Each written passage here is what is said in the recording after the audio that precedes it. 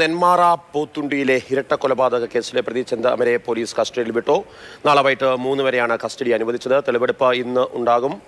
MS Lishoy ചേരുന്നു. ലിഷോയുള്ളത് സുധാകരന്റെ വീടൊക്കെയുള്ള ആ ഭാഗത്താണ്, പോത്തുണ്ടിയിലാണ്. അവിടെ വലിയ പോലീസ് സുരക്ഷയൊക്കെ ഏർപ്പാടാക്കിയിട്ടുണ്ട്. MS ലിഷോയ് എപ്പോഴേക്ക് ചെന്താമരയുമായുള്ള പോലീസ് സംഘം തെളിവെടുപ്പിനായി അവിടേക്ക് എത്തും? എങ്ങനെയാണ് അവിടെ നിലവിലുള്ള സുരക്ഷാ ക്രമീകരണങ്ങൾ?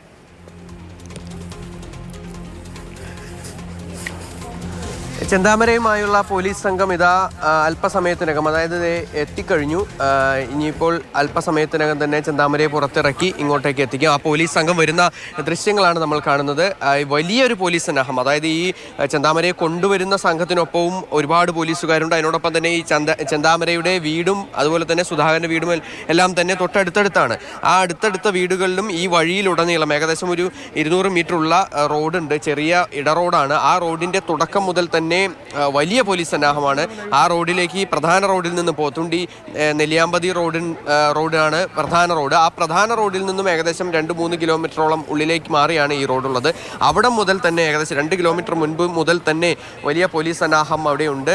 DYSPമാരും CIമാരും ഉൾപ്പെടെയുള്ള നിരവധി ആയ പോലീസുകാരടങ്ങുന്ന സംഘം തന്നെ ഈ ഒരു ചെന്താമരയെ കൊണ്ടുവരുന്ന അതിനൊപ്പം തന്നെ ഉണ്ട് എന്നുള്ളതാണ്. അത് നേരത്തെ തന്നെ ഈ ചെന്താമരയെ അറസ്റ്റ് ചെയ്ത സമയത്ത് അവിടെ വലിയ തോതിലൊരു പ്രതിഷേധമുണ്ടായി. നാട്ടുകാരുടെ ഭാഗത്തുനിന്ന് വലിയ പ്രതിഷേധമുണ്ടായി. അത് പിന്നീട് നാട്ടുകാർക്ക് നേരെ ലാത്തി വീശുന്നതിലേക്കും അതിനോടൊപ്പം തന്നെ പെപ്പർ സ്പ്രേ ഉൾപ്പെടെയുള്ളവ പ്രയോഗിക്കുന്നതിലേക്കും കാര്യങ്ങൾ എത്തിയിരുന്നു. അങ്ങനെ ഒരു സിറ്റുവേഷൻ ഇവിടെ ഇല്ലാതാകുന്നതിന് വേണ്ടി, അല്ലെങ്കിൽ ഉണ്ടാകാതിരിക്കാൻ വേണ്ടിയാണ് ഇപ്പോഴത്തെ ഒരു മുൻകരുതൽ എന്നാണ് പോലീസ് പറയുന്നത്. കാരണം വലിയ തോതിലുള്ള ഒരു പ്രതിഷേധം ഉണ്ടാവുകയാണെങ്കിൽ അതിനെ നേരിടാൻ തക്ക പോലീസ് സംഘത്തെ തന്നെ ഒരുക്കിക്കൊണ്ട് തന്നെയാണ് ഇവിടേക്ക് ഇപ്പോൾ ചെന്താമരയെ ഈ തെളിവെടുപ്പിനായി എത്തിച്ചിരിക്കുന്നത്. ചെന്താമര ഈ വീടിൻ്റെ മുൻപിൽ എവിടെ വെച്ചാണ് ഈ കൊലപാതകം നടത്തിയത്, ഏത് രീതിക്കാണ് ആസൂത്രണം ചെയ്തത് എന്നുൾപ്പെടെയുള്ള കാര്യങ്ങളൊക്കെ തന്നെ പോലീസിനോട് ഇവിടെ വെച്ച് വിവരിക്കും. അത് കൃത്യമായി എങ്ങനെയാണ് കൊല നടത്തിയതെന്നുൾപ്പെടെയുള്ള കാര്യങ്ങൾ ഒരു തെളിവെടുപ്പിൻ്റെ ഭാഗമായി പോലീസിനോട് വിശദീകരിക്കുകയും ചെയ്യും. ആ സ്ഥലവും അതുപോലെ തന്നെ എവിടെയാണ് ആയുധം സൂക്ഷിച്ചത് എന്നുൾപ്പെടെയുള്ള കാര്യങ്ങളൊക്കെ തന്നെ പോലീസിനോട് വിശദീകരിക്കുകയും ചെയ്യും.